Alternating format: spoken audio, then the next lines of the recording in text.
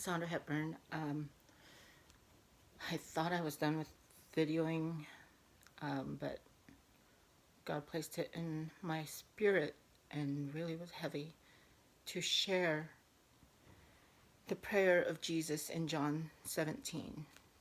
So that's John chapter 17, the whole chapter. It says, after saying all these things, Jesus looked up to heaven and said, Father, the hour has come. Glorify your Son so he can give glory back to you. For you have given him authority over everyone. He gives eternal life to each one you have given him. And this is the way to have eternal life, to know you, the only true God, and Jesus Christ, the one you sent to earth. I brought glory to you here on earth by completing the work you gave me to do. Now, Father, bring me into the glory we shared before the world began. I have revealed you to the ones you gave me from this world. They were always yours. You gave them to me, and they have kept your word. Now they know that everything I have is a gift from you, for I have passed on to them the message you gave me. They accepted it and know that I came from you, and they believed you sent me. My prayer is not for the world, but for those you have given me, because they belong to you. All who are mine belong to you, and you have given them to me, so they bring me glory.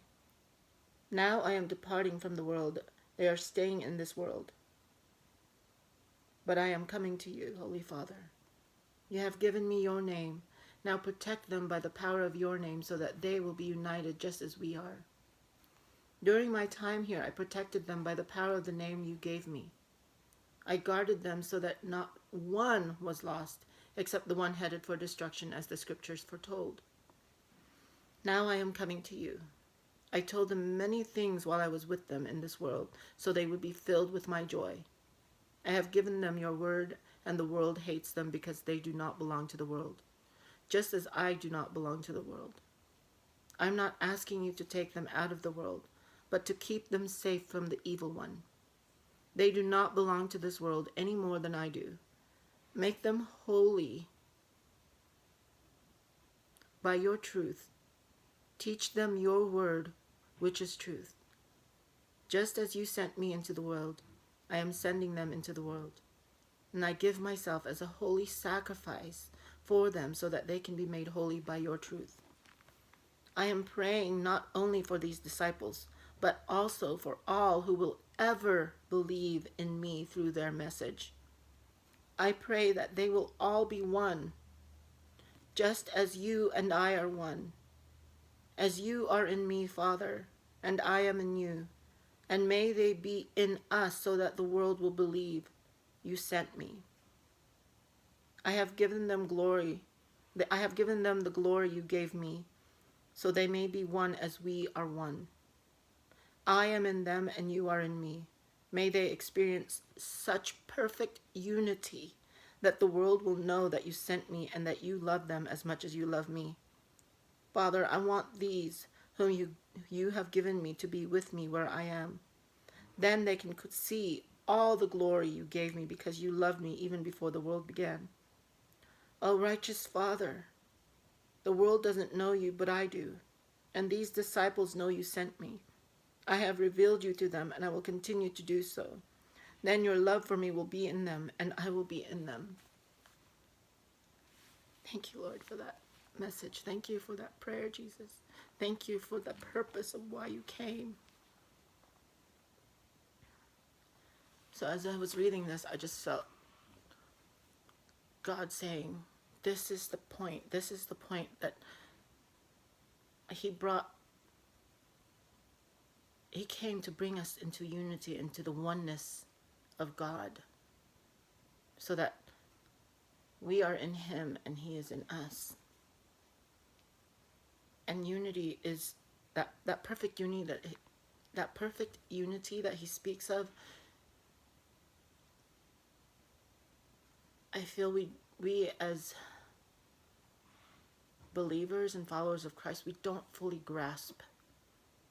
We talk of unity, we preach unity, we seem to have a perception of unity. But unity is not just in your congregation or someone else's congregation or your ministry or someone else's ministry. Unity is the oneness as believers of Christ, as followers of Jesus, to come together. It doesn't matter what your congregation is, whether you're a Calvinist from Calvary Chapel or Assemblies of God or whatever. Unity is coming together in the oneness of Jesus, because Christ alone is the church. He is the head of this church, not a building, not a congregation, not a ministry. And I'm just so tired of hearing about unity, but no one's really working and walking unity. In my short time in ministry, from 6.5 years ago when I first got saved, God immediately brought me into ministry. I've been trying so hard to talk about unity, and I've listened to so many teachers and so many people, world leaders in the body, talk about it. But very few are really doing it. We only focus, the one thing I found in unity is we only focus on unity when it's about our congregation, about our church, or when it's about our ministry and it's our name. And God is saying that's, you've missed the point. You've missed the point. The purpose of unity is to bring every part of the body together as the wholeness of the bride for Christ to come back to. It's not about one ministry or one church name is greater than the next. It's about coming together in oneness and helping each other, because each body of Christ has something to offer. And when we come together in unity, when we do things together as the body, not as a congregation or not as a ministry name, not as whatever, but as Christ followers, as Jesus Christ believers, and we do things and events like that together, and we help and pitch in together, not, oh, because I put in this much, I have a bigger cue card, or I have more time to speak, or I have more presence. We are not of the world. That's what the world does. We are different from the world. How are we to prompt God's chosen people to jealousy so that they will want to see who this Messiah is that we believe Christ Jesus is to be, when we can't even come into agreement and unity? Because believe you me, they already are in unity.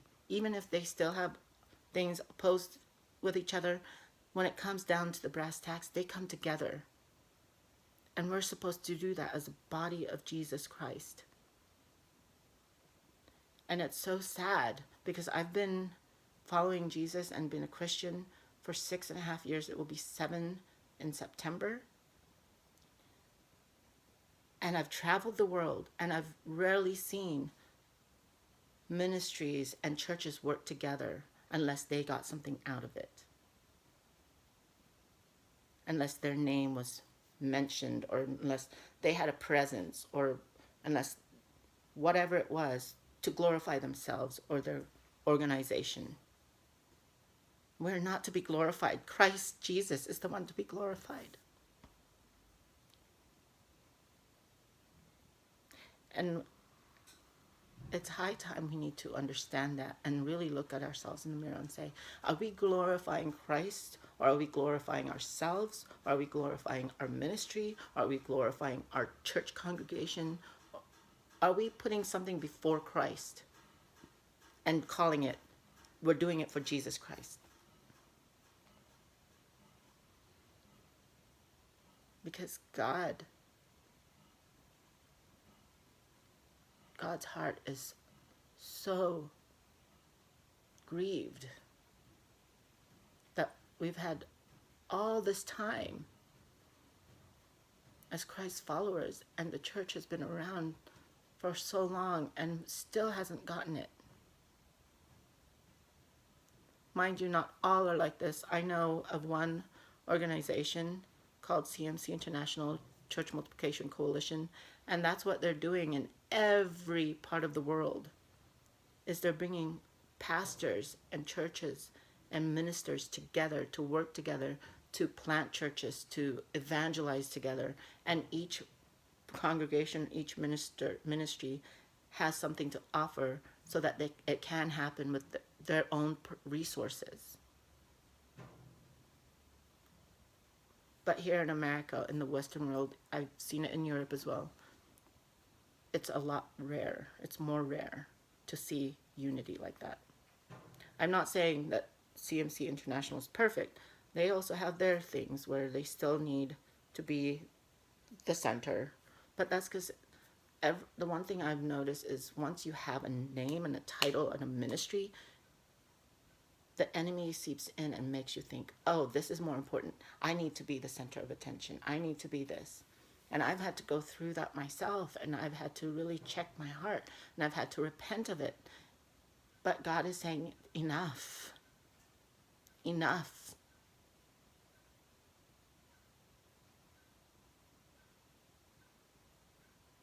It's high time we need to come together as a body of Christ. And when we speak of unity, then we need to put our money where our mouth is and start doing it and walking in that.